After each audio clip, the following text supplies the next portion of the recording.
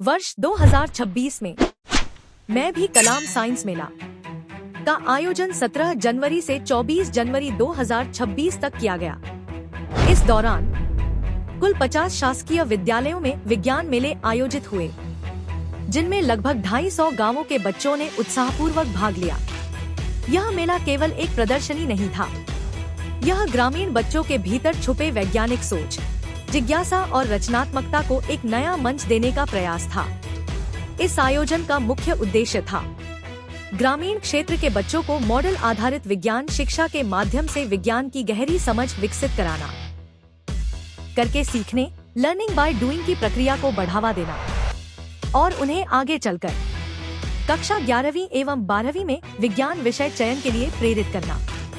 ग्रामीण क्षेत्रों में बच्चों के मन में विज्ञान को लेकर जो डर और झिझक होती है, उसे दूर करना इस मेले का एक महत्वपूर्ण लक्ष्य रहा। यह मानते हुए कि हर बच्चे के भीतर नवाचार, रचनात्मकता और वैज्ञानिक दृष्टिकोण की अपार संभावनाएं होती हैं।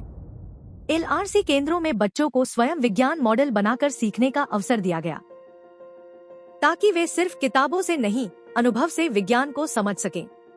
इस वर्ष प्रत्येक विद्यालय से औसतन 40 से 45 विज्ञान मॉडल प्रदर्शित किए गए। इनमें लगभग 10 मॉडल कक्षा 6वीं, 10 मॉडल कक्षा 7वीं और 10 मॉडल कक्षा 8वीं के विद्यार्थियों द्वारा तैयार किए गए थे। शेष सभी मॉडल कबाड़ से जुगाड़ की थीम पर आधारित थे, जिन्हें बच्चों ने अपनी कल्पना शक्ति, समझ और उपलब्ध संसाधनों का उपयोग करते हुए स्वयं तैयार किया।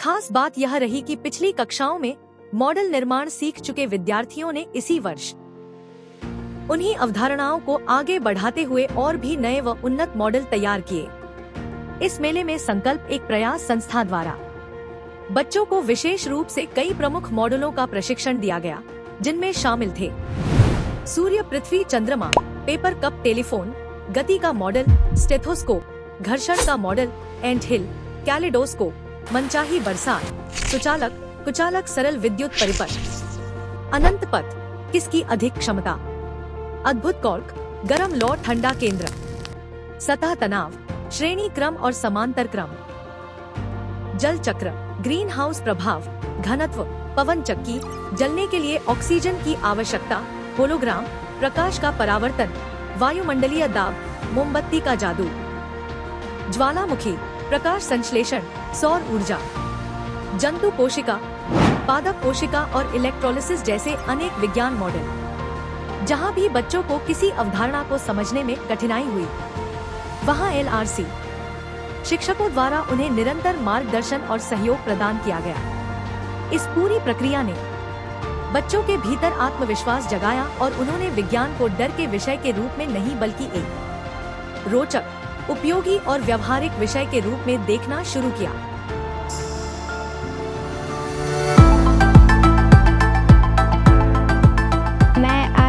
जल का घनत्व बताऊंगी। मेरा मॉडल का नाम जल का घनत्व है। इसको बनाने के लिए मैंने शहद, डिश सोप, पानी, दूध और तेल, खिला, लूडो प्लास्टिक और अंगूठी ली हूँ। सबसे पहले मैं शहद को डाली हूँ, उसके बाद डिश सोप को, उसके बाद पानी को, उसके बाद दूध, उसके बाद तेल। से हमें पता चलता है कि किसका घनत्व कितना है, किसका घनत्व कम है। और सबसे ज़्यादा ये पांचों तरल पदार्थों से सबसे ज़्यादा घनत्व वाला शहद है, क्योंकि इसका घनत्व सबसे ज़्यादा है, इसलिए यह नीचे बैठ चुका है। और सबसे कम तेल का घनत्व है, क्योंकि ये ऊपर तैरता है। उसके बाद मैं खिला को डाली हूँ। खिला का घनत्व ये तरल पदार्थों के घनत्व से ज़्यादा है, इसलिए वह नीचे डूब चुका है। और उसके बाद अंगूठी को डाली हूँ, वह भी नीचे डूब चुका है, क्योंकि उसका भी घनत्व ज़्यादा है। उसके बाद ये प्लास्टिक को डाली हूँ, जो तेल के ऊपर तैर रहा है, क्योंकि ये पांचों तरल पदार्थों से ये प्लास्टिक का घनत्व कम है, इसलिए वह ऊपर तैर रहा है। इस प्रक्रिया को करके हमें यह सिखाता है कि किसका घनत्व कम है, किसका घनत्व ज़्यादा है।